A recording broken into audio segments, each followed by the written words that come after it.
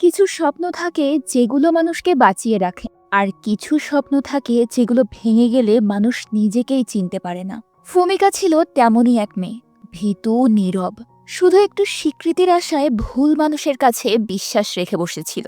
কিন্তু এক রাত একটা অপমান আর রাস্তার কোণে পড়ে থাকা একটা গুলির খোসা সমস্ত কিছু বদলে দেয়। সে পায় এক মৃত মানুষের আত্মা, একজন হিটম্যান যে হারিয়েছে তার জীবন আর এখন খুঁজছে মুক্তি। এই গল্প শুধু প্রতিশোধের না, এই গল্প সেই মেয়েটার যে বারবার ভেঙে পড়েও শেষ পর্যন্ত দাঁড়িয়ে যায়। কিন্তু প্রশ্ন হলো, ভয় যখন শক্তিতে বদলে যায়, তখন মানুষ কি আর সত্যি মানুষ থাকে, নাকি সে নিজেই হয়ে ওঠে এক দানব? চলুন দেখি একটা গুলির খোসা কিভাবে জন্ম দেয় এক ভয়ঙ্কর আবেগে ভরা যাত্রার। মুভিটার শুরুতে আমরা দেখতে পাই কয়েকজন লোক মিলে একজন লোককে নির্মমভাবে মারছে। তারা লোকটাকে মারতে মারতে একেবারে বেহাল দশা করে ফেলে। কিন্তু একটা সময় সেই লোকটা সবগুলো লোককে মিলে পুনরায় পেটাতে শুরু করে। এরপর ওই লোকের আক্রমণে সবগুলো লোক একেবারে অজ্ঞান হয়ে যায়। তখনই লোকটা বুঝতে পারে এই লোকটা একেবারে নিরাপদ, আর তারা তাকে আর আক্রমণ করতে পারবে না। এরপর সে রাস্তার ধারে বসে একটা সিগারেট ধরায়, আর ঠিক তখনই তার মাথায় কেউ একজন গুলি করে দেয়। লোকটা সেখানেই সাথে সাথে মারা যায়। এরপর আমরা দেখতে পাই সেই লোকগুলো মিলে লোকটার মৃতদেহ কোথাও একটা ফেলে দিয়েছে, আর সেই জায়গাটা সম্পূর্ণভাবে পরিষ্কার করে ফেলেছে। কিন্তু সেখানে একটা গুলির শেল পড়ে থাকে। সাধারণ জনগণ লাথি দিয়ে দিয়ে সেই গুলির শেলটাকে রাস্তায় এনে ফেলে। একটা নীরব রাস্তার গলিতে সেই গুলির শেলটা পড়ে থাকে, আর মূলত ওই গুলির শেলটা নিয়েই এই পুরো মুভিটা পরিচালনা করা হয়েছে। আমরা ফুমিকা নামের একটা মেয়েকে দেখতে পাই। মেয়েটা একটা রেস্টুরেন্টে পার্ট টাইম চাকরি করে। ফুমিকার জীবনের বড় স্বপ্ন একটা সোশ্যাল মিডিয়া ইনফ্লুয়েন্সার হওয়া, আর কাতাইমা নামের একজন বড় ব্যক্তির সঙ্গে দেখা করা। কাতাইমা একজন বড় সোশ্যাল মিডিয়া ইনফ্লুয়েন্সার ছিল। সে কাতাইমার সঙ্গে একদিন দেখা করতে চেয়েছিল, কারণ সেও চেয়েছিল কাতাইমার মতোই একজন সোশ্যাল মিডিয়া ইনফ্লুয়েন্সার হবে। সেদিন তারা একটা বারে দেখা করে। কিন্তু কাতাইমা যখন জানতে পারে যে সে সোশ্যাল মিডিয়া ইনফ্লুয়েন্সার হতে চায়, তখন কাতাইমা তাকে নিয়ে হাসি ঠাট্টা করতে শুরু করে। কিন্তু ফুমিকা তাকে কিছুই বলে না।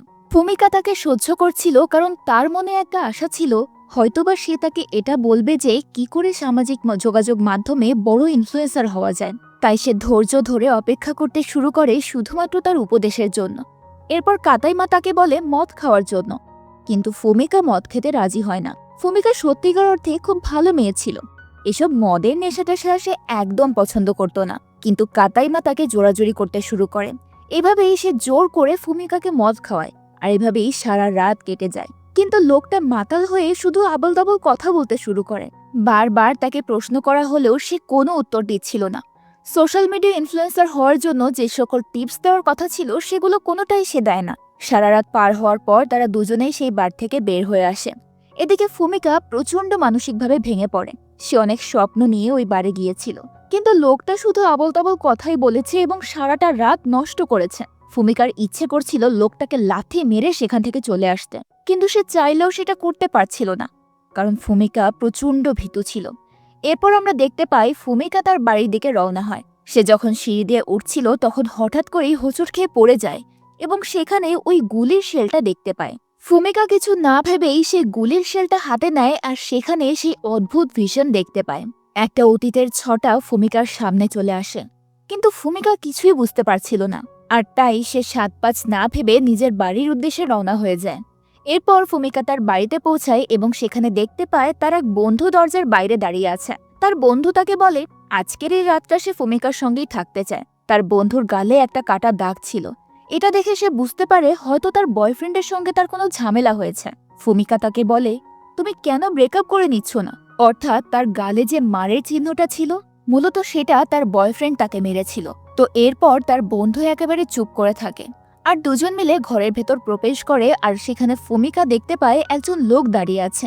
ফুমিকা প্রচণ্ড ভয় পেয়ে যায়। সে ফুমিকাকে জিজ্ঞেস করে, কিন্তু ফুমিকার বন্ধু সেখানে কোনো লোক দেখতে পাচ্ছিল না। সে প্রচণ্ড ভয় পায়। তার বন্ধুটা ভাবে সারা রাত হয়তো ফুমিকা মদ খেয়েছে, আর তাই তার প্রবল নেশা হয়েছে। নেশার ঘোরেই সে ভুলভাল দেখছে। তাই সে ফুমিকাকে ঠান্ডা করার চেষ্টা করে। ফুমিকা এতে মোটেও ঠান্ডা হয় না। সে আরো বেশি উত্তেজিত হয়ে পড়ে এবং সে লোকটার দিকে একটা কাপ ছুঁড়ে মারে, কিন্তু সেই কাপটা লোকটার শরীর ভেদ করে চলে যায়, কারণ ওই লোকটা ছিল একটা আত্মা। এটা দেখার পর ফুমিকা চিৎকার করতে শুরু করে, আর এদিকে তার বন্ধু তাকে বারবার থামানোর চেষ্টা করে। তার বন্ধু ভেবেছিল হয়তো ফুমিকার অনেক বেশি নেশা হয়ে গেছে। কিছুক্ষণ পর সেই ভূত সেখান থেকে চলে যায় আর ফুমিকাও স্বস্তির নিঃশ্বাস ফেলে। এরপর তার বন্ধুর মোবাইলে একটা মেসেজ আসে। সেই মেসেজে লেখা ছিল তাকে এখনই সেখান থেকে বাড়ি ফিরতে হবে। আর তাই সেই বন্ধুটা এক মুহূর্ত দেরি না করে সেখান থেকে চলে যায়। আর যাওয়ার সময় ফুমিকাকে বলে যায় সে যেন দ্রুত একজন ডক্টরের সঙ্গে কথা বলে নেয়। এরপর তার বন্ধুটা সেখান থেকে চলে যায়। যখন বন্ধুটা সেখান থেকে চলে যায় তখন সে দরজা লাগিয়ে যায় আর সে দেখতে পায় সে লোকটা আবারও সেখানে দাঁড়িয়ে আছে। লোকটাকে দেখে সে প্রচণ্ড ভয় পেয়ে যায়, কারণ সে বুঝতে পারে এটা কোনো সাধারণ লোক নয়, এটা হলো কোনো মানুষের আত্মা।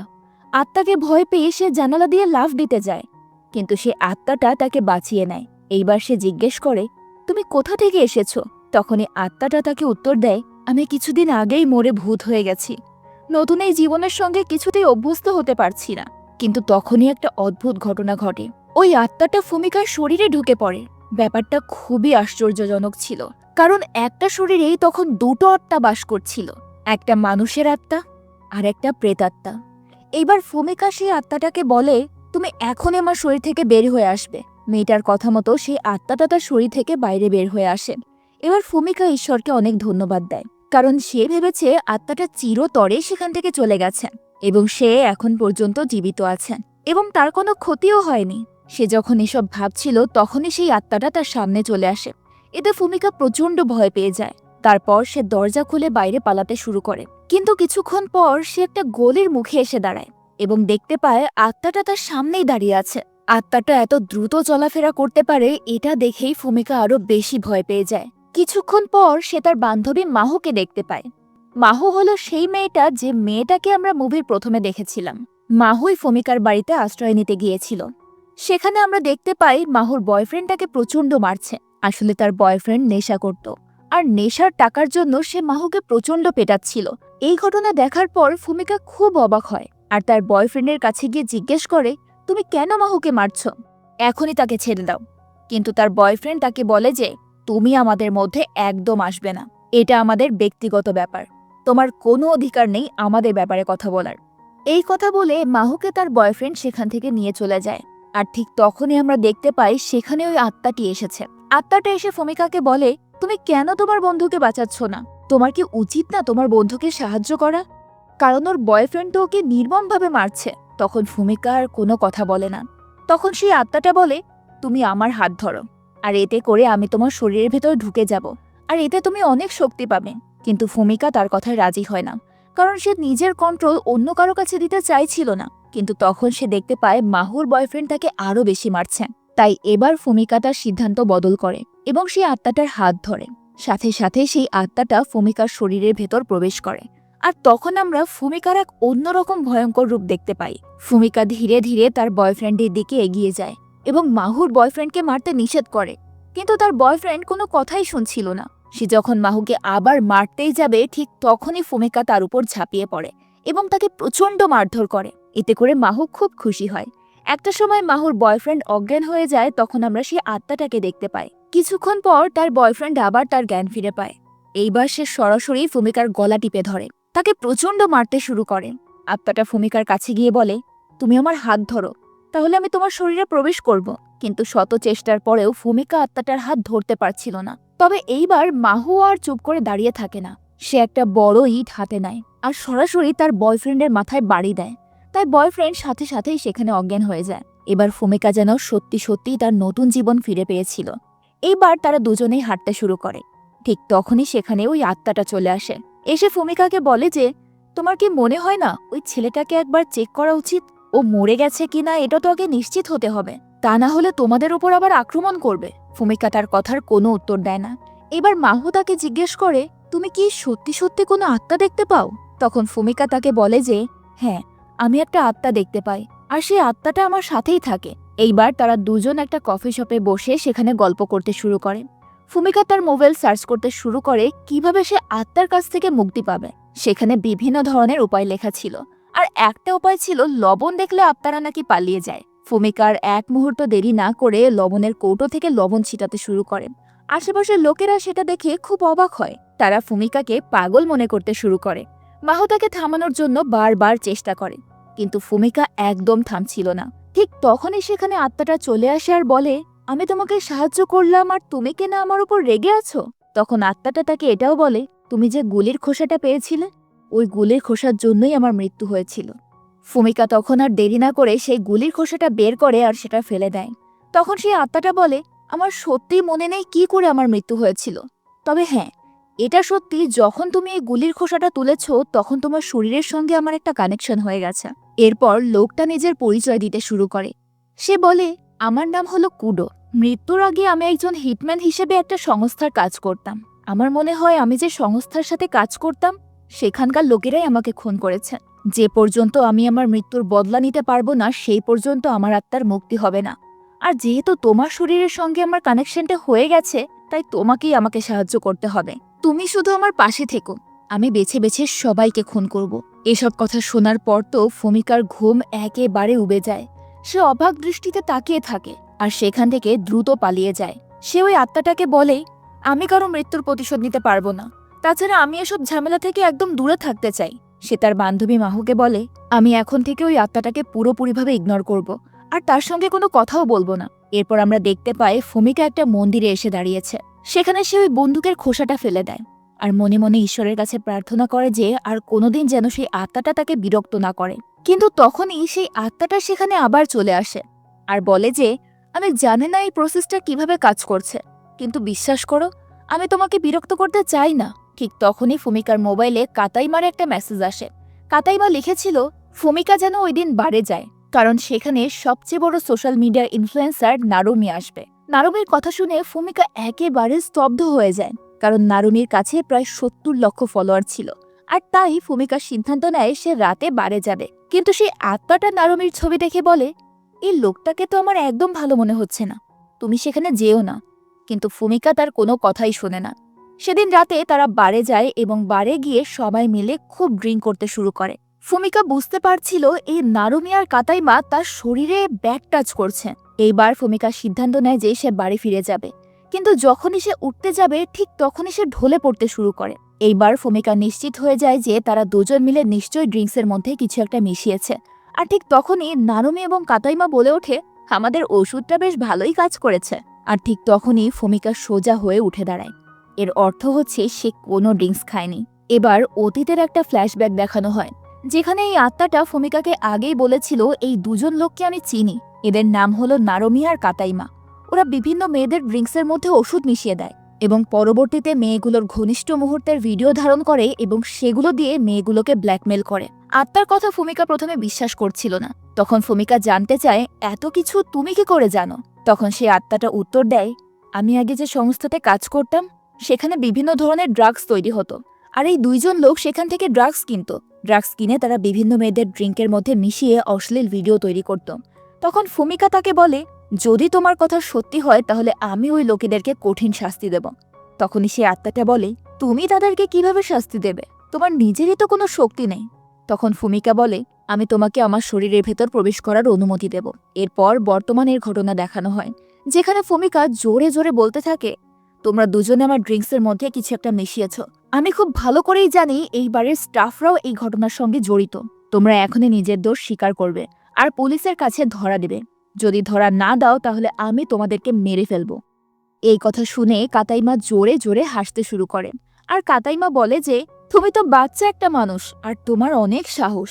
এরপর ফুমিকা তার শরীরের মধ্যে ওই আত্মাটাকে প্রবেশ করতে দেয় এবং সাথে সাথেই সে অনেক বেশি শক্তিশালী হয়ে ওঠে। এইবার আর এক মুহূর্ত সময় না নিয়ে সে কাতাইমাকে অনেক জোরে জোরে মারতে শুরু করে। মারতে মারতে ৩ জন লোককে ফুমিকা একেবারে আধমরা করে ফেলে। কিছুক্ষণের মধ্যেই সেই লোকগুলো মরে যায়। এবার ফুমিকা প্রচণ্ড ভয় পেয়ে যায়, কারণ সে ভাবতেও পারে না সে নিজের হাতে এতগুলো মানুষকে খুন করতে পারে। সে প্রচণ্ড কাঁদতে শুরু করে। কুডোর আত্মাটা কিছুতেই বুঝতে পারছিল না ফুমিকাকে কি বলে সান্ত্বনা দেবে। সে বলে যে, তুমি ওই লোকগুলোর জন্য মোটেই কান্না করো না, কেননা তারা একদম ভালো লোক ছিল না। জানি না লোকগুলো কতগুলো মেয়ের জীবন এভাবে নষ্ট করেছে, তবে ওদের লাশগুলো আমরা সরিয়ে ফেলব। পুলিশ কিচ্ছু বুঝতে পারবে না। আমি যে সংস্থায় কাজ করতাম সেখানে এমন একজন লোক রয়েছে যে এই লাশগুলো খুব শুদ্ধভাবে সরিয়ে ফেলতে পারবে আর সমস্ত প্রমাণও সে লোপাট করে দেবে। যদিও সেই লোকটা খুব একটা ভালো লোক নয়, কিন্তু এই মুহূর্তে তার সাহায্য আমাদের খুব বেশি দরকার। এরপর কুডোর আত্মা তাকে একটা মোবাইল নাম্বার দেয় আর বলে যে তুমি এই নাম্বারে কল দাও। এই লোকের নাম হলো কাগিরা। সে আমার সঙ্গে আগে হিটম্যান হিসেবে কাজ করত। তার কথা মতোই ভূমিকা সেই নাম্বারে কল করে আর কাগিরাকে আসতে বলে। কাগিরা সেখানে আসে আর ফুমিকাকে জিজ্ঞেস করে তুমি কে আর কুডো কোথায়। ফুমিকা বলে যে কুডো মরে ভূত হয়ে গেছে আর তার আত্মা শুধুমাত্র আমার সঙ্গেই কথা বলতে পারে। কাগিরা খুব মরি ছিল, তার এসব মজা একদম পছন্দ হচ্ছিল না। তাই সে ফুমিকাকে মারার জন্য চাকু বের করে আর ঠিক তখনই ফুমিকার শরীরে কুডোর আত্মা প্রবেশ করে। কুডোর আত্মা তাকে এমন কিছু শারীরিক কষ্ট দেখায় যার কারণে কাগিরা বুঝতে পারে যে এটা শুধুমাত্র কুডোর পক্ষেই করা সম্ভব। তার মানে ফুমিকা এতক্ষণ যা বলছিল সবকিছু সত্যি কথা, সে কোনো মিথ্যে কথাই বলেনি। এরপর ফুমিকা তাকে বুঝিয়ে দেয় যে তাকে কি কি করতে হবে আর তার কথা মতো কাগিরা সব কাজ করতে থাকে। কিছুক্ষণের মধ্যেই সে সবগুলো লাশ একটা ট্রাকের মধ্যে তুলে ফেলে এবং তারা দুজন মিলে লাশগুলোকে কোথাও একটা নিয়ে যায়। কাগিরাকে ফুমিকা জিজ্ঞেস করে তুমি কুডোর মৃত্যুর ব্যাপারে কি জানো? তখন কাগিরা বলে আমি ওর মৃত্যুর ব্যাপারে কিছুই জানি না, শুধু এতটুকুই জানি যে কিছুদিন আগে আমাদের সংস্থার মালিকের মৃত্যু হয়েছে, এখন তার ছেলেই সবকিছু কন্ট্রোল করে। কাগিরা আরও জানায় যে আমাদের ওনারের ছেলে যখন ইলিগাল কাজ করতে শুরু করে তখনই কুডোর সঙ্গে তার ঝামেলা বাঁধে, কারণ সে এগুলো একদমই পছন্দ করছিল না। এরপর ফুমিকাকে সে বাড়ির কাছে নামিয়ে দেয় এবং তাকে জিজ্ঞেস করে তুমি কি সত্যি সত্যি কুডোকে দেখতে পাও? তখন সে বলে হ্যাঁ, আমি কুডোর আত্মাকে দেখতে পাই। এরপর আমরা দেখতে পাই ফুমিকা খুব ক্লান্ত হয়ে বিছানায় বসে আছে। সেই সময় সে কুডোর আত্মাকে ধন্যবাদ জানিয়ে বলে আজ তুমি না থাকলে আমার অবস্থা খুব খারাপ হয়ে যেত, তুমি আমার জীবন বাঁচিয়েছ। কুডো তাকে বলে মারা যাওয়ার আগে আমি অনেক মানুষের জীবন কেড়ে নিয়েছি, অনেক মানুষকে আমি খুন করেছি, তবে মৃত্যুর পর কারো সাহায্য করতে পেরে আমার অনেক ভালো লাগছে। তখন ফুমিকা কুডোকে বলে তুমি আমাকে প্রমিস করো তুমি সবসময় এরকমই হিরো হয়ে থাকবে। কুডো তাকে সেটাই প্রমিস করে। এদিকে আমরা দেখতে পাই কাগিরা সেই মালিকের ছেলের সঙ্গে দেখা করতে গেছে। সে মালিকের ছেলেকে বলে কুডোর আত্মা একটা কলেজ ছাত্রীর ওপর ভর করেছে আর সেই কলেজ ছাত্রীকে দিয়ে অনেক খারাপ কাজ করাচ্ছে সে, কিন্তু সেই মালিকের ছেলে এসবের কিছুই বিশ্বাস করে না। কাগিরাকে নিয়ে সে অনেক মজা করতে শুরু করে। এরপর কাগিরা তাকে বলে তুমি যদি আমার কথা বিশ্বাস না করো তাহলে সেই মেয়েটার কাছে তোমার কিছু লোককে পাঠিয়ে দাও, তবে মনে রেখো কোনো সাধারণ হিটম্যানকে পাঠিও না, কারণ সে অনেক শক্তিশালী। সাধারণ হিটম্যান পাঠালে কুডো তাদেরকে সহজেই মেরে ফেলবে, কিন্তু ওই মালিকের ছেলে তার একটা কথাও বিশ্বাস করে না। সে সাধারণ কিছু হিটম্যানকে পাঠিয়ে দেয় ফুমিকার অ্যাপার্টমেন্টে।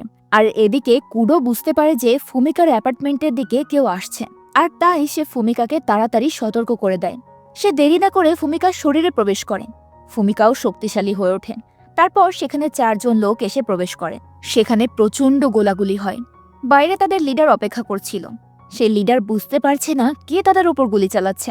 এরপর যখন লিডার সেখানে প্রবেশ করে তাকেও ফুমিকা মেরে ফেলেন আর সেখান থেকে পালিয়ে যেতে শুরু করেন। এরপর আমরা দেখতে পাই কুডো সেই জায়গায় আসে যেখানে তাকে মেরে ফেলা হয়েছিল। সেই জায়গাটা দেখে তার পরিচিত মনে হয়। তার মনে হতে থাকে এই জায়গাটার সঙ্গে তার মৃত্যুর কোনো একটা সম্পর্ক আছে। এমন সময় সেখানে কাগিরা চলে আসে। কাগিরাকে দেখার পরেই আসল টুইস্ট উন্মোচিত হয়। এরপর কুডো তাকে জিজ্ঞেস করে আমার মৃত্যুতে তোমার কোনো হাত রয়েছে কিনা। এবার কাগিরা আর মিথ্যে বলে না, সে কুডোর কাছে সত্যিটা স্বীকার করে। সে বলে যে তোমাকে আর কেউ নয়, বরং আমি নিজেই হত্যা করেছি। আসলে এটা ছাড়া আমার আর কোনো উপায় ছিল না। যখন কোম্পানির মালিক মারা যায় তখন আমাদের কোম্পানির মালিকের ছেলে অনেক আজে বাজে কাজ করতে শুরু করে, আর সেখানে তুমি বাধা হয়ে দাঁড়াও। আর তখনই তোমার সঙ্গে একটা ঝামেলা বাঁধে। সেই আমাকে বাধ্য করেছিল তোমাকে যেন খুন করা হয়, আর তাই ঠিক এই জায়গায় আমি তোমাকে খুন করতে চলে আসি। কিন্তু খুন করার সময় আমি তোমাকে একটা সুযোগ দিয়েছিলাম। আমি বলেছিলাম তুমি চাইলে এখান থেকে পালিয়ে যেতে পারো, কিন্তু তুমি পালিয়ে যাওনি, কারণ জীবন নিয়ে তুমি ঠিক এতটাই হতাশ ছিলে। তুমি নিজেকে শুট করতে বলেছিলে। এদিকে আমরা দেখতে পাই কুডোর পূর্বের সমস্ত কথা মনে পড়ে যায়। সে মনে করতে পারে আসলে সে নিজেই নিজেকে শুট করতে বলেছিল। আর অন্যদিকে কাগিরা হাও মাও করে কাঁদতে শুরু করে, কারণ সে নিজেও বাঁচতে চাইছিল না। তার কাছেও জীবনটা একেবারে বোঝার মতো মনে হচ্ছিল। এদিকে আমরা দেখতে পাই সেই মালিকের ছেলে প্রচণ্ড রাগারাগি করছে। একটা সামান্য মেয়ে কি করে প্রফেশনাল ফাইটারদেরকে ফাঁকি দিয়ে চলে যেতে পারে? তখন সেই ফাইটাররা বলে যে সে কোনো সাধারণ মেয়ে নয়, ওর প্রতিটা মুভমেন্ট ছিল একেবারে প্রফেশনাল ফাইটারদের মতো। আমার তো মনে হয় সত্যি ওর মধ্যে কোনো আত্মা রয়েছে। এই কথা শুনে মালিকের ছেলে রেগে যায়। এদিকে আমরা দেখতে পাই কাগিরা আর ফুমিকা বসে বসে কথা বলছেন। কাগিরা বলে যে তুমি এই শহর ছেড়ে পালিয়ে যাও, কারণ তোমার জীবন এখন একটুও নিরাপদ নয়। যে কোনো সময় তোমার আর আমার উপর মালিকের ছেলে হামলা করতে পারে। কিন্তু ফুমিকা তাতে রাজি হয় না। সে বলে চলো আমরা দুজন মিলে তোমার মালিকের ছেলেকে খুন করে ফেলি। কিন্তু কাগিরা তার সঙ্গে যেতে চায় না। তখন ফুমিকা তাকে বলে যে তুমি যাও বা না যাও তাতে আমার কিচ্ছু আসে যায় না, আমি একাই তোমার মালিকের ছেলেকে খুন করে ফেলবো। এটা তুমি আর আমি দুজনেই নিরাপদ হয়ে যাব, আমাদের আর কেউ আক্রমণ করতে পারবে না। আরেকটা ভালো দিক হলো কুডোর আত্মাও সম্পূর্ণভাবে মুক্ত হয়ে যাবে। কাগিরা তখন বলে যে ওরা অনেক শক্তিশালী, ওদের সঙ্গে কখনোই পারা যাবে না। কিন্তু ফুমিকা এই কথায় একদম ভয় পায় না। সে বলে যে ওরা আমার অ্যাপার্টমেন্টটা সম্পূর্ণভাবে ধ্বংস করে দিয়েছে, ওদেরকে না মারা পর্যন্ত আমি কখনোই শান্তি পাবো না। এরপর ফুমিকা একাই হাঁটতে শুরু করে, আর তার পেছনে থাকে কুডো। তারা যখন রাস্তা দিয়ে হাঁটছিল ঠিক তখনই সেখানে কাগিরা চলে আসে, আর এসে বলে যে তুমি চিন্তা করো না, আমি চলে এসেছি, তুমি যদি মরতে চাও তাহলে আমিও তোমাকে সঙ্গ দেব। এরপর কাগিরা সেই সংস্থায় চলে আসে। সে প্রথমেই সবাইকে খুব ভালোভাবে লক্ষ্য করছিল, কারণ কোথা থেকে কিভাবে আক্রমণ করতে হবে সেটা কাগিরা ঠিক করছিল। এখানে কাগিরাকে দেখে বোঝার কোনো উপায় ছিল না যে আজকে সে অনেক বড় একটা মিশন সাকসেসফুল করতে এসেছে। অপরদিকে আমরা দেখতে পাই কুডো আর ফুমিকার সিঁড়ি বেয়ে ওপরে উঠতে শুরু করে। ফুমিকা নিচে ছিল আর কুডো উপর থেকে সমস্ত ইনস্ট্রাকশন দিচ্ছিল, কেননা সাধারণ লোক ফুমিকাকে দেখতে পেলেও কুডোকে তো দেখতে পেত না। তারা ধীরে ধীরে অস্ত্রাগারে প্রবেশ করে, আর সেখানে দেখতে পায় অনেক ধরনের অস্ত্র সাজানো আছে। ফুমিকা আর দেরি না করে অনেকগুলো অস্ত্র তার নিজের কাছে লুকিয়ে ফেলে।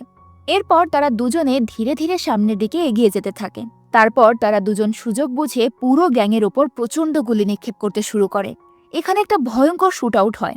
ফুমিকা আর কুডো মিলে প্রায় সবাইকে মেরেই ফেলেছিল, সেখানে আর কোনো গুন্ডা অবশিষ্ট ছিল না। এরপর আমরা দেখতে পাই সেখানে সেই মালিকের ছেলে চলে এসেছে। তাকে দেখে ফুমিকা প্রচণ্ড রেগে যায় আর বলে যে তুমি আমার অ্যাপার্টমেন্টের সবকিছু নষ্ট করে দিয়েছ, আমি তোমাকে ছাড়বো না। মালিকের ছেলে অবাক হয়ে বলে সামান্য একটা অ্যাপার্টমেন্টের জন্য তুমি আমার পুরো গ্যাংকে শেষ করে দিয়েছ। তখন ফুমিকা বলে না, আমি শুধুমাত্র আমার অ্যাপার্টমেন্টের জন্য না, আমি তোমাকে অন্য একটা কারণেও শেষ করেছি, তবে সেই কারণটা আমি তোমাকে বলতে চাই না। আর ঠিক তখনই কাগিরা চলে আসে আর মালিকের ছেলের ওপর গুলি করে দেয়। সাথে সাথেই মালিকের ছেলে সেখানেই মারা যায়। এরপর আমরা দেখতে পাই সেই গ্যাংয়ের সবাই মরে গেছে। ফুমিকা তখন অনেক বেশি খুশি ছিল, কেননা সে ফাইনালি কুডোর আত্মাকে মুক্তি দিতে পেরেছিল। সে সবকিছুর জন্য কুডোকে অনেক ধন্যবাদ জানায়। কিন্তু যখন সে পেছনে ফিরে দেখে তখন দেখতে পায় সেখানে কেউ নেই, অর্থাৎ কুডোর আত্মা সেখান থেকে চলে গেছে। কাগিরা তাকে বলে তোমার অ্যাপার্টমেন্ট নিয়ে তোমাকে কোনো কিছু ভাবতে হবে না, আমি তোমার অ্যাপার্টমেন্ট আবারও সম্পূর্ণভাবে গুছিয়ে দেব, আর এতে যত টাকা খরচ হয় সব টাকা আমি দেব। এরপর কয়েক মাস কেটে গেছে। সবকিছু ফুমিকার কাছে একটা স্বপ্নের মতো লাগে এখন। সে আর তার বান্ধবী মাহু একদিন রাস্তা দিয়ে হেঁটে যাচ্ছিল। হঠাৎ করে ফুমিকা একটা পুরনো গুলির খোসা খুঁজে পায়। সে আলতো করে সেই খোসাটা হাতে তুলে নেয় আর পরম যত্নে তার ব্যাগের মধ্যে রেখে দেয়। তার মনে হতে থাকে হয়তো এই খোসার মাধ্যমে একদিন তার সঙ্গে কুডোর আবার দেখা হবে। এটা ভেবে ফুমিকা একটা মিষ্টি হাসি দেয়। আর এখানেই এই চমৎকার মুভিটা শেষ হয়।